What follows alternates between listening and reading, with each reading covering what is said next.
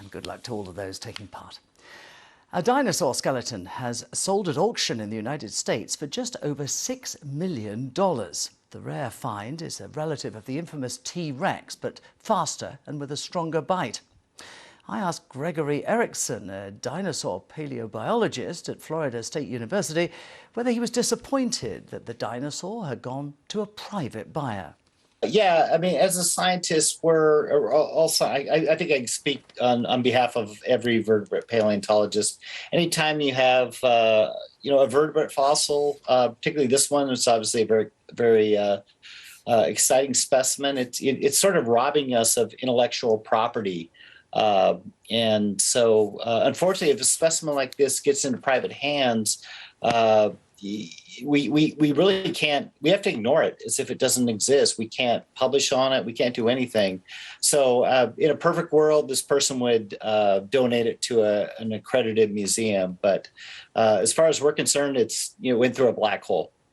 But given the fact that dinosaur skeletons continue to rake up millions of dollars at auctions, it's likely to price people like yourself, scientists, museums, and so on, out of the market, isn't it?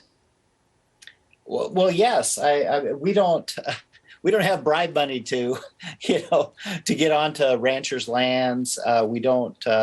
We really just don't have the facilities to, pay for these fossils. In the day, we're going back to going back to the 1800s, 1850s. There was, fossils collected by private parties that, museums paid for.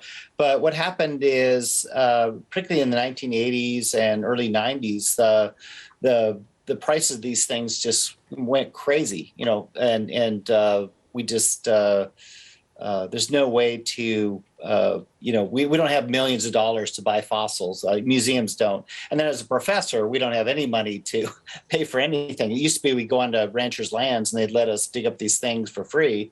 And we never made any money off them either. So all of a sudden they have monetary value, and it's in America, unfortunately. Or the U.S., I should say. If it's on private land, I mean, it's like mineral rights, or water rights, oil rights, whatever. It's your property, and so this is a legal specimen, so I'm okay with that part of it. But it's just the way we are. And in contrast, had these remains been found across the border in Alberta, Canada, they would have automatically become public property, I understand. Is that right?